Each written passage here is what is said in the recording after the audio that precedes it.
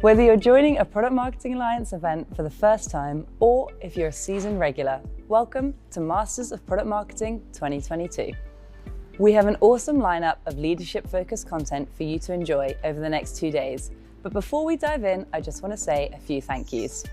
Thank you to our sponsor partners, insightful speakers, and of course you, our lovely audience. From wherever in the world you are watching, we hope you enjoy the sessions. To get the most out of these talks, please ensure you are sharing your feedback and asking your questions in the comments section, as our speakers will be answering them throughout the day. After the event, a great place to continue the conversation is in the PMA Slack community. If you aren't already a member, hop on over and join the discussions. And if that's still not enough, then why not become a PMA member and benefit from unlimited access to exclusive templates, frameworks, meetups, mentors, and our entire library of videos and slide decks from all our events. So with all that to come, let's dive right into the next session.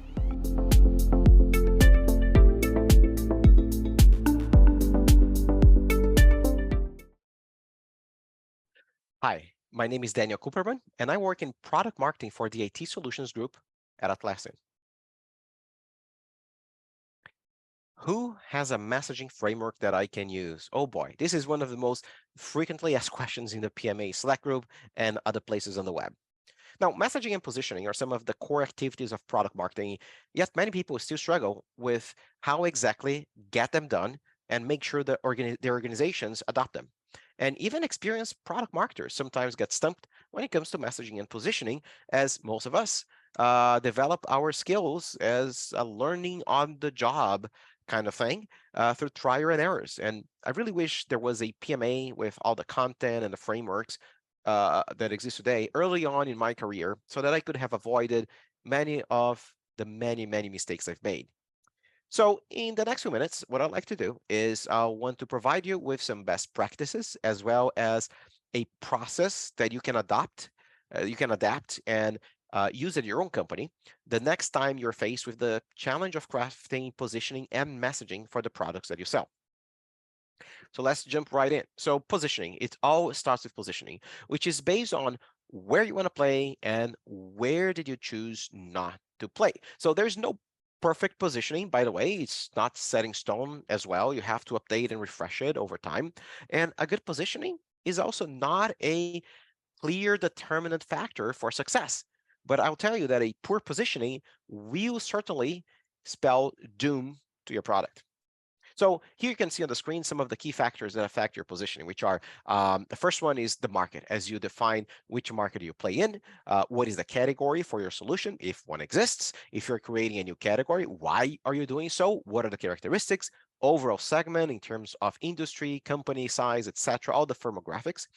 Competition is about understanding alternative solutions that you have in your market, who are the key players, and market dynamics, which includes overall pricing, licensing models, as well as new entrants coming in, how many, how often do they come? And it's also about really asking tough questions, such as which of those competitors in the market have very similar capabilities or have even more than your current product. And your buyer is, of course, a central element to understand your customers, right? So in your positioning process, and why are your customers buying your products in your particular market, in this category that you chose to participate in, why they buy your product and why they buy competing solutions.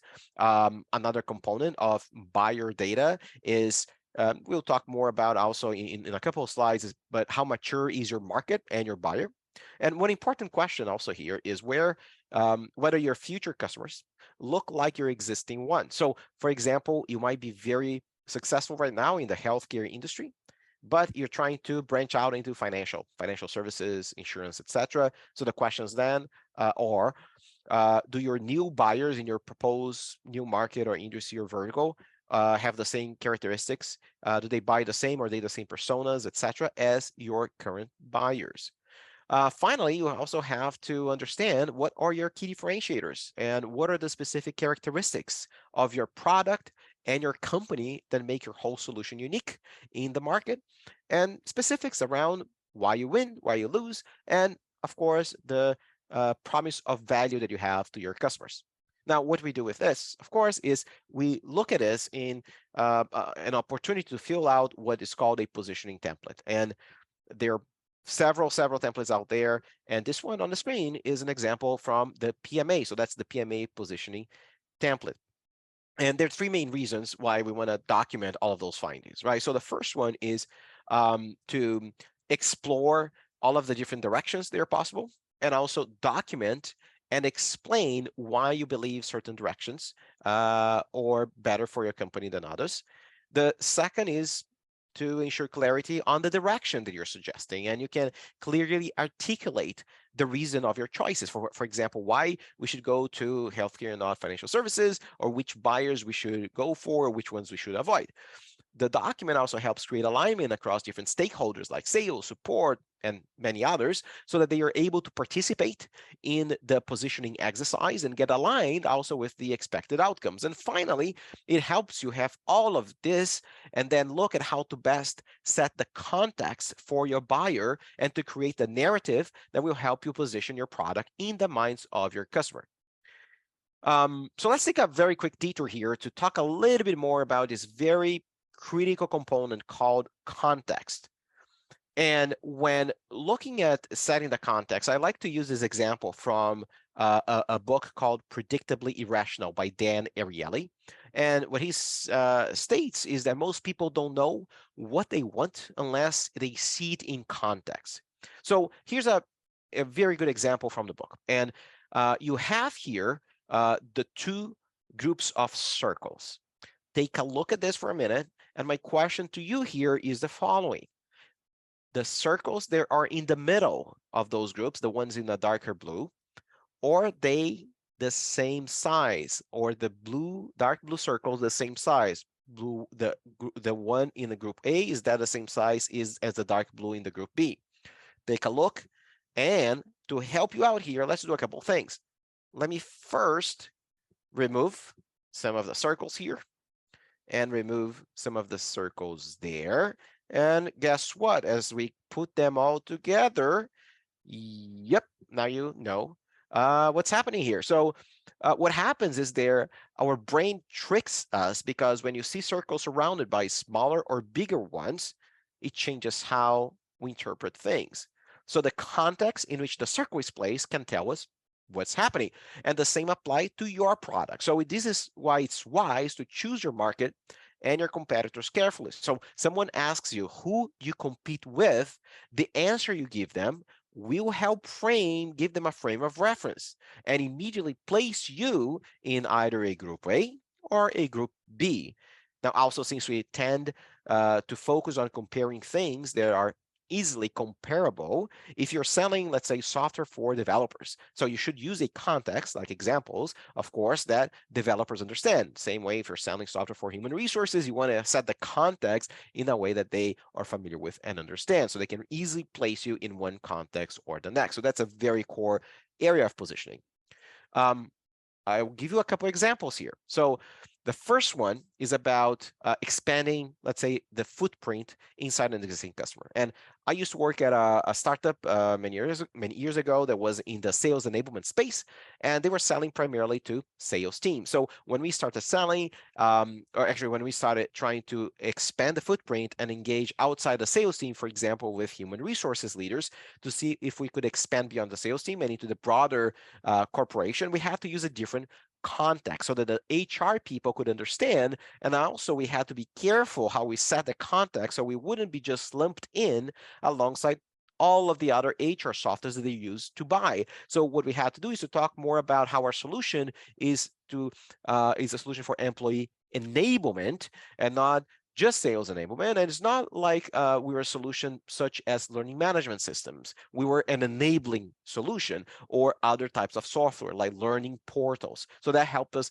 set a context that also differentiated us. Now, the second example, disrupting incumbents. When I worked at a data warehouse company, for example, we were very, very deliberate in how we positioned the product, not as another data warehouse, but as a data cloud, so that we could be seen in the context of a new cloud solution that was coming to the market and disrupting, and not as another legacy player that just had a different name. For the final one is a new category creation. I really like to use the example of a company that is well known in the tech space called Gong, as they position themselves not as a product for call recording and transcription services, but as a new way of getting intelligence out of sales calls. And they call that conversational intelligence.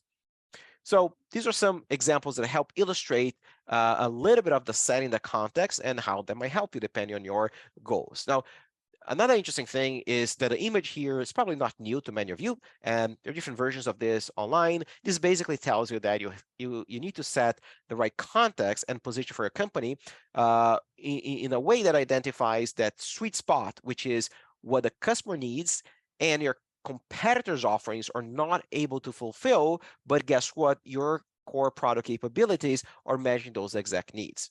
Now, what I want to add to this whole framework here and the thinking that goes around this is that you also have to identify the market maturity stage of your target buyers. We don't have time now to get to a lot of details how this plays out, but in the book Crossing the Chasm, from where this was taken, Geoffrey Moore breaks down the product adoption lifecycle into different phases. And depending on your target customer, and what phase they are in, you're going to have to adjust how you position because you're looking for different things.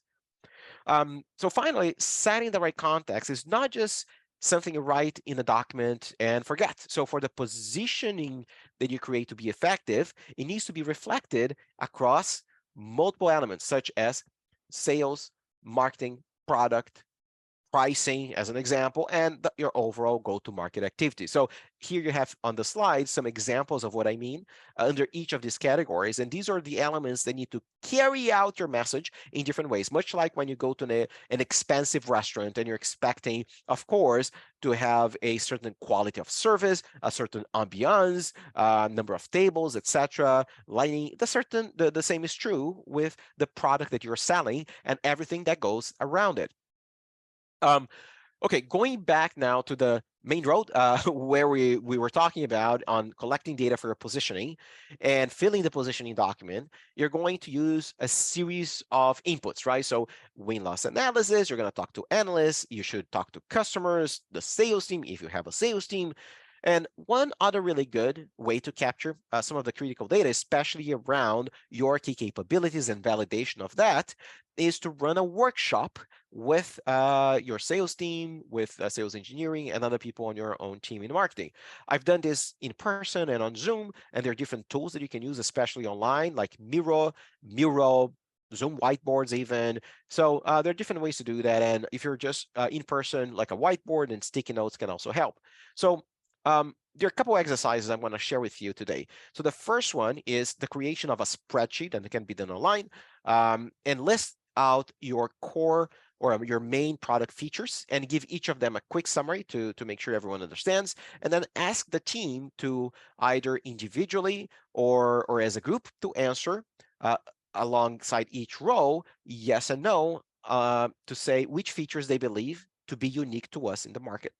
And then you ask them to go back again, and maybe you hide the column, and then you want to hide, and you say, okay, now I want you to do the same thing, a yes and no answer, to identify which features do you believe are the most important to our customers in terms of solving their major challenges or pain points. And you're going to end up with a very rich discussion and list of what's important and important, and you can sort and group those important and unique features. Now, another way I like to run this sometimes is if you want to be also less spreadsheet oriented, let's say, is creating, again, either physically or virtually post-it notes or virtual post-it notes, is listing your key capabilities or the features, and maybe even placing a different color, a different type of note or object to also identify what are the features you think might be missing from the product. And then asking people, again, either individually or in teams, to rate as each of one of them high, medium, or low in terms of importance that they believe that places importance to the customer, how important those features are to the customer. And after doing that, you can then ask them to place stars or a different type of rating to mark which ones they believe to be key differentiators for us our product capabilities in the market. So the outcome of these exercises is that you come up with a short list of unique product attributes that match your customers' most pressing needs. And this is also a great way to get alignment across teams, as discussions will erupt to align people what they believe to be or not important to customers and also unique to us. So now that you have collected all of that data, so there's a whole data collection process there, you need to do what? You need to fill out the positioning document, as you saw in the template before, and then share it with stakeholders across the organization, which could be the sales leaders, others in your team, business leaders in other areas. And this is going to ensure that everyone gets a peek at what you have collected for key positioning areas. And later on, there's no question about why you decided to spend marketing dollars in one segment or one persona or one geographic location versus another. This is also important so that you get others to give feedback, point to possible gaps, and show that you are not creating this in isolation, like in an ivory tower. You're actually going out to them and going to customers. Now, after aligning with those stakeholders, you can then proceed to the main outcome, I would say, of this whole data collection and thinking exercise, which is something that we all know of as the positioning statement. Now, there are also several formats out there around about how to craft positioning statements. And here are just a couple of examples of how they are structured, the classical like for, who, what, and so on. Again, I'm not going to go into detail here, but suffice to say, you end up with a concise statement that clearly articulates where you play, for whom, and why do you win. Now, let me stop you right here, and you need to wait a little bit because I've seen this mistake over and over again. You create a position document, or you go straight to the position statement, you think you're done, you email everyone. No, don't do that. Your work is not yet done. Don't go out emailing people the statement, don't put it on a website. Hold on, there's more work to be done.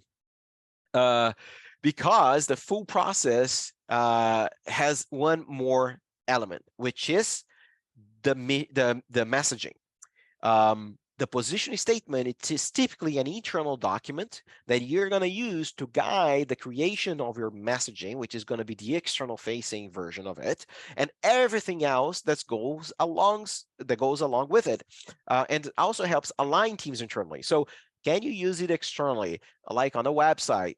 Sure, you can. You can do that, but you don't think that this is the only part of messaging that you're going to create. So having said that, let's jump now into, okay, great, what is messaging, right? So PMA talks about messaging is how you communicate the benefits of your product to your customers. Great, so let's talk more exactly what that is and why it's important, how do you do that. So messaging is a document that comes out of your positioning exercise and the statement that's going to help you expand on that positioning statement to articulate to your buyers why you're better than alternatives. Is also going to help you set the context. Remember how we talk about context setting? So is articulation of that, like the words and the narrative, to put you in the right category in the mind of customer and to support your key differentiators. Also is going to enable you to help your broader teams to articulate your story, like this is how they're going to talk and what examples they're going to use for people, not just the positioning statement,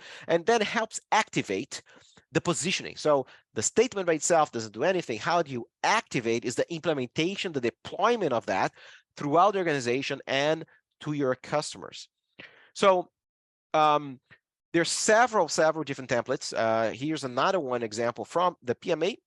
And regardless of which messaging template you decide to use, there are typically always a few key elements in all of them, which are your positioning statement, which is the starting point for expanding on the context that you're setting as a narrative, a short, long descriptions of your product, and then key messaging pillars, which are subsets of your main positioning statement that explain like what are the customer challenges and their key pain points, how your product solves those pain points, and what are the outcomes or the values that they can expect. And then finally, the proof points, which typically come in the form of customer case studies, quotes, ROI reports, and the such. Now, as you create and you craft the messaging, how do you know it's a good messaging? So it's easy to get lost in industry terms, trying to cover too much ground, or the opposite, end up too much high level. So here's some of the things to look out for and to ask yourselves and ask others to ask themselves as they're helping you on this exercise, which is, okay, does our new messaging document convey who we are as a company and how we see as a market? Is it speaking to a clearly defined audience? Again, like if your product is for everyone, it's for no one. And are we demonstrating our understanding of their concern? Meaning, do we really understand, are we articulating why do we think that is really a problem, right? Is it a tangible business problem? Or is the opportunity also for addressing the problem laid out? Like, what does the customer have to gain by addressing them? Which goes into the next point, which is, have we shown the cost of doing nothing? What happens if you don't change? What happens if you don't buy the product, if you stay with a legacy vendor, if you just don't buy anyone? Now, is also the path to a solution clearly described? What is the future look like if they adopt a solution like yours? And or our capabilities differentiated enough? And that's another key element. Sometimes we fall into the trap of thinking that our core differentiators are unique, well, whether when competitors have the same claim. So are we really truly differentiated from the alternatives in the market? So let's take now a step back. Let's look at the whole process and what is next. So how do you, having a core message accepted, complete, going through all of those check marks, how is that deployed? Well, the process we talked about starts off with the positioning document, well, of course, the data collection, positioning document, messaging document. And now there are two important tasks as you deploy your messaging. First, there's the messaging enablement on the top here, which is a series of activities that you're going to do internally to get all your teams aligned and trained on the why of your messaging and how to use it.